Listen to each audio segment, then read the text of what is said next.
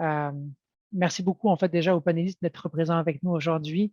On a la chance aujourd'hui d'être en compagnie en fait de Dr Claudel Pétrin-Desrosiers, qui est présidente de l'Association québécoise des médecins pour l'environnement.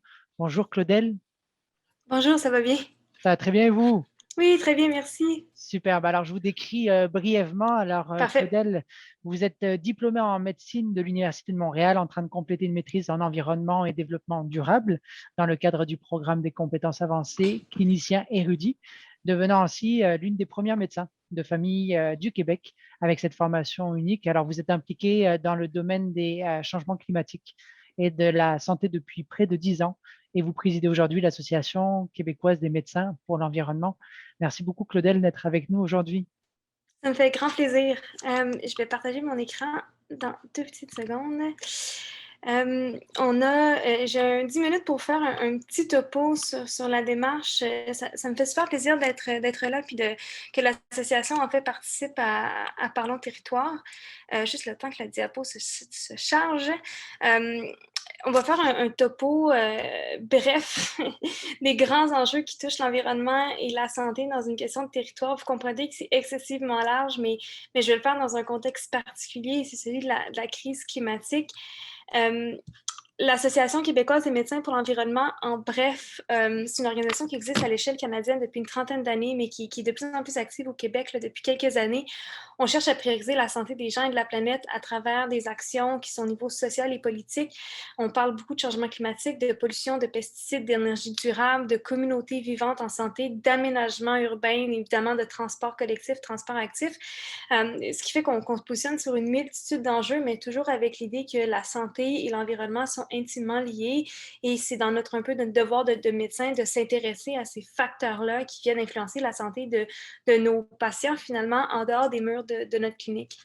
Et pourquoi on fait ça? Parce qu'en fait, pour construire et protéger un peu la santé de tous et chacun, c'est pas juste l'œuvre des professionnels de la santé, il faut le voir comme un construit qui est collectif, qui est social et qui est environnemental, parce que la santé est déterminée à 80% à peu près par des facteurs qui sont pas l'accès aux soins de santé. En fait, finalement, dans l'état de santé de quelqu'un, quand on parle souvent de la santé, on a tendance à parler à l'hôpital, la clinique, l'accès aux médicaments, aux traitements, etc. Mais ça, c'est plus ou moins que 20%, un cinquième de l'état de santé d'un individu. Le reste, c'est une multitude de facteurs qu'on reconnaît souvent sous le terme de déterminants sociaux de la santé, qui peut aller du niveau d'éducation, la profession, les revenus, le sexe, mais on parle de plus en plus de facteurs un peu plus macro, de facteurs environnementaux qui viennent non seulement moduler ces autres déterminants-là, mais qui viennent envelopper un peu la santé qu'il faut considérer, qui ont souvent été un peu sous-évalués dans les dernières années dans notre compréhension de la santé. Et il y a de plus en plus de données, d'études qui démontrent en fait les liens intimes entre la santé et l'environnement.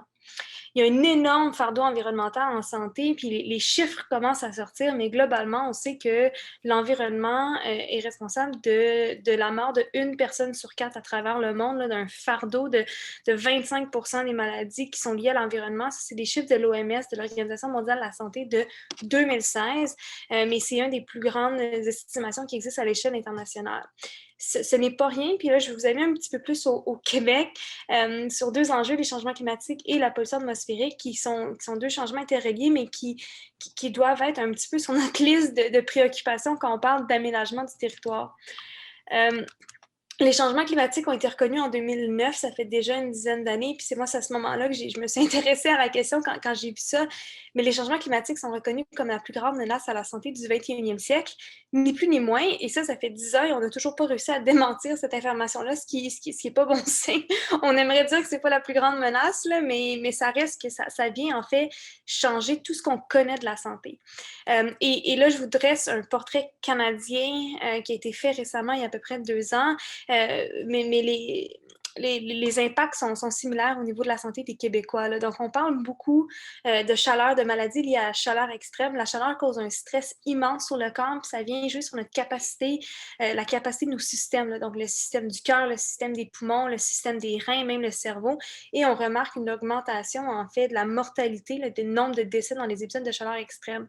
Il y a aussi de plus en plus de maladies transmises par des insectes, dont les tiques. On entend souvent beaucoup parler de la maladie de Lyme, mais il y en a d'autres. Et ce qui fait en fait qu'on crée des conditions qui sont de plus en plus favorables à des maladies qui viennent infecter de nouveaux territoires, de nouvelles personnes. Euh, Peut-être l'ont certains remarqué, mais les allergies sont en train de changer. Il y a de plus en plus d'allergies, sont de plus en plus graves et elles durent de plus en plus longtemps. Donc, si vous faites déjà des allergies, ça se peut que vos allergies augmentent dans les prochaines années. Si vous n'en faites pas, c'est possible que vous en développiez. Et en fait, les allergies sont possiblement un des impacts les plus importants en termes de coûts sur le système de santé puis d'absentéisme au travail, du nombre de consultations médicales qui vont en résulter. Mais quand on parle de changement climatique, on peut aussi penser au déplacement forcé des populations, soit liés par la perte du territoire ou des événements météorologiques extrêmes comme les ouragans, les inondations, les tempêtes. Dans l'Ouest canadien, on voit de plus en plus de feux de forêt. Les feux de forêt sont doublement néfastes parce que la pollution qu'ils engendrent rend l'air toxique. Ça vient jouer sur la santé, notamment des poumons, mais ils relâchent beaucoup, beaucoup de gaz carboniques et ça vient en fait empirer le phénomène des changements climatiques.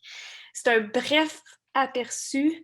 Il ne faut pas non plus négliger l'impact que ça a sur son sentiment de sécurité, son bien-être.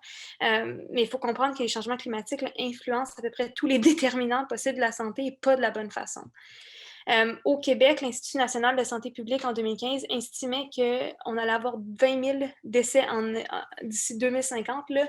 Et ça, c'est possiblement une sous-estimation parce que c'est les décès uniquement liés à la chaleur extrême dans nos villes qui vont engendrer des coûts. En fait, chaque canicule coûte à peu près 55 millions en coûts de santé au Québec. Là, et ça, c'est documenté depuis quelques années. Donc, c'est déjà des impacts qu'on ressent qui vont continuer à s'aggraver dans les prochaines années, mais qui sont déjà coûteux, qui causent déjà des décès.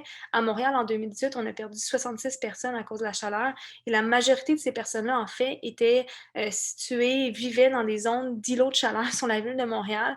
Ce qui est assez frappant, c'est que tu regardes une carte des îlots de chaleur, tu regardes une carte des décès de 2018 à Montréal dans la canicule, et c'est superposable. Et donc, c'est des décès qui peuvent être évités si on agit là où il faut agir. Et ça, ce n'est pas un secret. On sait qu'il faut agir sur les îlots de chaleur. Je vous parle brièvement de la pollution parce que je pense que ça vient jouer beaucoup sur comment on pense nos villes, surtout nos déplacements, mais aussi beaucoup d'autres méthodes comme les méthodes d'agriculture, les industries. Mais la pollution atmosphérique est nocive pour à peu près tous les organes de notre corps. J'adore cette image-là parce que The Guardian avait résumé en fait d'une façon superbe une étude, une revue de littérature américaine avec une infographie qui parlait beaucoup. Mais le titre paraît choquant, mais il est vrai. La pollution atmosphérique vient jouer sur différents systèmes. Et c'est pas juste la pollution atmosphérique liée au CO2 là, qui est responsable principalement des changements climatiques, mais les particules fines, les oxydes d'azote, les ozones qui sont beaucoup plus néfastes en plus petite quantité pour la santé. Les derniers chiffres de Santé Canada parlent de 15 300 décès prématurés par année en 2016. C'est à peu près 4 000 au Québec. Ça représente 1 200 décès dans la communauté montréalaise, ce qui est énorme. Et c'est des décès qu'on ne voit pas, hein, dans le sens que ce n'est pas écrit sur un certificat de décès que tu es mort de la pollution atmosphérique, mais c'est de la toxicité chronique qui vient faire des décès prématurés.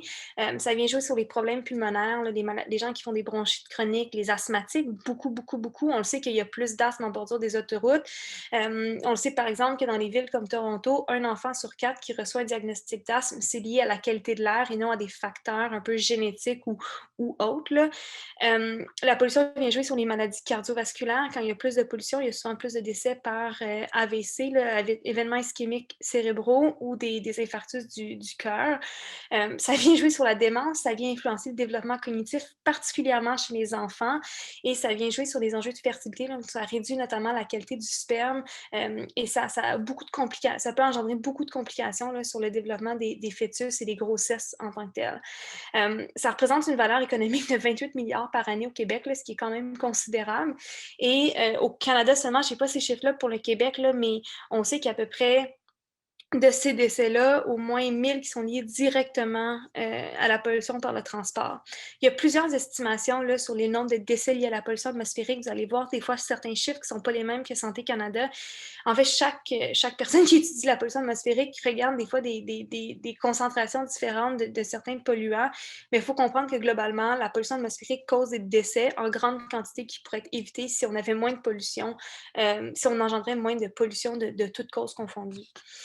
Et en fait, là, je vous dresse un portrait plutôt sombre, mais ce qui est intéressant, c'est qu'on pourrait, en fait, améliorer la santé de tout le monde. Les changements climatiques et l'aménagement et comment qu'on répond aux changements climatiques, en fait, c'est peut-être la plus grande opportunité en santé du siècle et pas juste pour améliorer la santé, mais pour réduire les inégalités de santé qui existent ici même au Québec, là. Hem Notamment, et là, c'est quelques des actions qui ont un double bénéfice, qui ont un bénéfice pour l'environnement, mais aussi pour la santé humaine. Quand on parle de transport collectif, transport actif, tu sais, il y a toujours la question de oui, c'est bon les autos électriques là, pour diminuer la quantité de pollution, mais globalement, si tu bouges pas plus par ton auto électrique, tu améliores quand même pas significativement ta santé. Ce qui est le plus effectif, efficace, en fait, c'est l'augmentation de l'activité physique qui résulte par l'augmentation des transports collectifs et actifs quand on a une offre qui nous plaît, quand on a une offre qui est sécuritaire, quand les trottoirs sont assez larges pour qu'on puisse circuler, quand on sent qu'on ne se fera pas frapper par une voiture, par exemple. On sait que c'est lié à une diminution de l'obésité, du diabète, de certains types de cancers, surtout les cancers du côlon et du sein. Ça diminue les risques d'hypertension artérielle, de démence, de dépression. Donc, ça vient jouer sur beaucoup de maladies. C'est excessivement positif. Un autre élément très positif, puis c'est mon coup de cœur des derniers mois, mais c'est la place qu'on laisse aux espaces verts dans nos villes qui est nettement suffisante. Là, à Montréal, on a une couverture verte d'à peu près 20%. Certains pourraient dire que c'est pas mal, mais idéalement, il faudrait viser le 40%. Pourquoi? Pour deux raisons. En fait, ça diminue les espaces verts en milieu urbain, surtout le diminue les îlots de chaleur qui sont mortels, mais ça augmente aussi la santé physique et mentale de multiples façons. On le sait que les gens qui passent environ 2 heures et demie par semaine dans des espaces verts naturels rapportent un meilleur état de santé global, physique et mental. On le sait que l'accès à la nature peut diminuer le stress après des périodes de 15 à 20 minutes là, de façon physiologique. On voit que le cortisol, qui est l'hormone du stress là, dans le sang, diminue, la fréquence cardiaque diminue, la tension diminue. Et c'est excessivement bon pour les enfants aussi. Là. Les enfants qui ont accès à plus de verdure, que ce soit proche de leurs écoles ou de leur milieu de vie, généralement ont des meilleurs développements cognitifs, performent mieux à des examens scolaires. Donc, on le sait que les espaces verts, c'est gagnant, gagnant, gagnant, gagnant. Puis c'est pas juste une question de planter des arbres, il faut le faire de façon intelligente, mais c'est possiblement une des plus grandes opportunités qu'on a, qui est à faible coût, là, et qui peut même contribuer à la restauration du territoire qu'on a dégradé, là, qu'on a dommagé. Euh, alors, je termine là-dessus, je vois le temps qui file, mais en fait, pour moi, parler de territoire, c'est parler de santé partout à différentes échelles. J'ai beaucoup parlé de milieux urbains, mais ça va pour les milieux ruraux, les milieux de banlieue. Je pense que quand on intègre les considérations pour la santé, mais c'est un choix qui est économiquement et socialement intelligent. On peut développer des villes et des municipalités qui répondent aux besoins de l'humain, où ce que l'humain se sent, ce qui est capable de se développer. Puis je pense que c'est là une des plus belles choses de la santé, c'est de permettre à la personne de se réaliser puis de vivre son potentiel et d'avoir des villes et des municipalités à cette échelle-là, c'est peut-être le plus beau cadeau qu'on peut faire à nos communautés. Je pense que d'intégrer, quand on parle d'adaptation à une résidence climatique, on n'a pas le choix d'intégrer la santé dans ces questions-là, ce qui est souvent peu fait, malheureusement encore, c'est sur quoi qu'on travaille de façon régulière, mais on a besoin, au-delà de réduire ce qui cause présentement les changements climatiques, même si on arrêtait aujourd'hui de produire toute forme de gaz à effet de serre, on subirait encore les contre-coups des changements climatiques pour quelques décennies. Et donc, on n'a pas le choix de parler d'adaptation, puis c'est souvent un peu l'enfant pauvre de la lutte au changement climatique. Il faut adapter nos villes, il faut adapter nos environnements pour augmenter notre résilience face à ces perturbations environnementales-là. Puis surtout quand on sait que ces politiques-là, mais sont bénéfices pour la santé, c'est gagnant-gagnant, puis c'est démontré économiquement, là, le coût des politiques climatiques, d'adaptation, de mitigation peuvent apparaître élevés, mais quand on considère les bénéfices pour la santé, on se retrouve à être gagnant, là, ça coûte moins cher que prévu. Puis je pense que pour ce faire, faut être certain d'avoir une gouvernance intégrative ce qui, à mon sens, veut dire qu'on va chercher multiples disciplines qui ont une expertise donnée, mais qui peuvent travailler ensemble puis partager leur savoir et leur expertise pour développer des nouvelles connaissances. Et ça, bien, souvent, la santé est très restreinte. Encore une fois, dans les yeux de la gouvernance actuelle, le ministère de la Santé est souvent très restreint aux médicaments, aux hôpitaux, à l'accès à des médecins de famille, mais c'est beaucoup plus que ça. Puis si on veut travailler à une meilleure santé au Québec, on n'a pas le choix qu'elle soit intégrée dans d'autres ministères, et ça inclut le ministère des Forêts, de l'Aménagement, des Affaires municipales, etc. Donc, je m'arrête là-dessus, puis j'ai bien hâte de pouvoir échanger avec vous dans le panel.